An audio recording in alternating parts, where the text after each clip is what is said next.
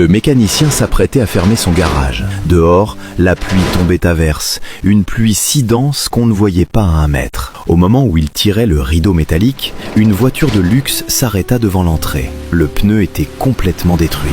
Un homme bien habillé sortit de la voiture, trempé jusqu'aux os, le visage pâle, rempli de désespoir. « Monsieur, s'il vous plaît, aidez-moi. Je sais que vous avez déjà fermé, mais ma femme est à l'hôpital, elle est en train d'accoucher. Je ne peux pas perdre de temps. » Le mécanicien était épuisé, les mains couvertes de graisse. Mais il n'hésita pas. Il rouvrit le garage, prit ses outils et s'agenouilla dans l'eau stagnante. La pluie martelait son dos pendant qu'il serrait les boulons à toute vitesse. Quelques minutes plus tard, le pneu était réparé. L'homme poussa un profond soupir, comme s'il pouvait enfin respirer. Il plongea la main dans sa poche et sortit une grosse liasse de billets. « S'il vous plaît, acceptez-les, vraiment. » Le mécanicien leva la tête, sourit et secoua la tête. « Non, ce n'est pas nécessaire. Allez rejoindre votre famille. Je vous demande juste une chose. Un jour, aidez quelqu'un d'autre. » L'homme resta silencieux une seconde, les yeux humides. « Merci, je n'oublierai jamais. » Il remonta dans sa voiture et disparut sous la pluie. Les années passèrent, le mécanicien vieillissait.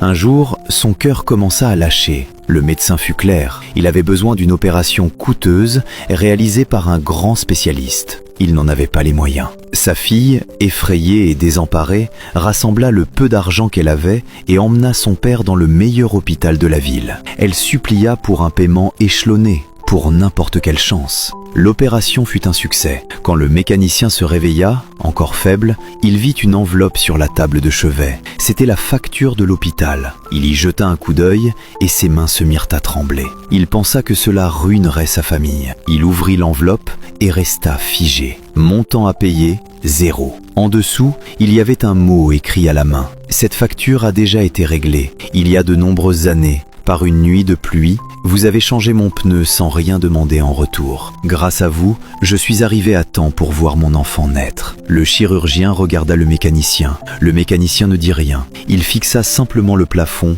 pendant que les larmes coulaient silencieusement. Cette nuit-là, sous la pluie, il pensait juste réparer une voiture. Mais en réalité, il avait semé quelque chose de bien plus grand. Car la vraie bonté, celle qui vient du cœur, ne disparaît jamais. Elle peut arriver en retard, mais elle revient toujours quand on en a le plus besoin. Si cette histoire vous a touché, partagez-la avec quelqu'un qui a besoin d'espoir aujourd'hui. Et dites-moi, avez-vous déjà été aidé au moment où vous en aviez le plus besoin ?